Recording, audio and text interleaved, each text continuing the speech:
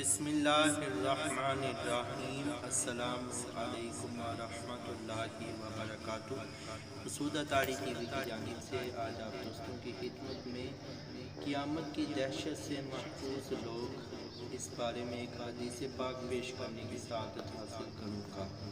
حضرت عبداللہ بن عمر رضی اللہ تعالیٰ عنہما سے روایت ہے کہ نور کے پیکر تمام نبیوں کے سرور صلی اللہ علیہ وآلہ وسلم نے فرمایا، 3 لوگ ایسے ہوں گے جنہیں بڑی گھبراہٹ یعنی قیامت دہشت زدہ نہ کر سکے گی اور حساب ان تک نہ پہنچے گا۔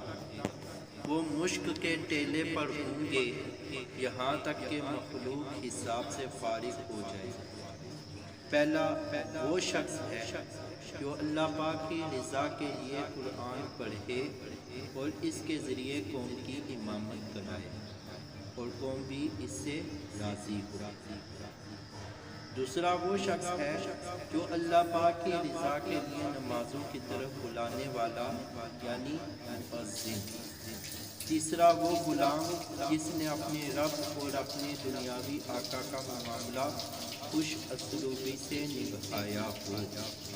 اللہ تبارک و تعالیٰ سے دعا ہے کہ ہمیں اس حدیث مبارکہ پر عمل کرنے اور دوسروں تک پہنچانے کی توفیق عطا فرمائے۔ آمین بجاہ النبی آمین صلی اللہ تعالیٰ علی محمد۔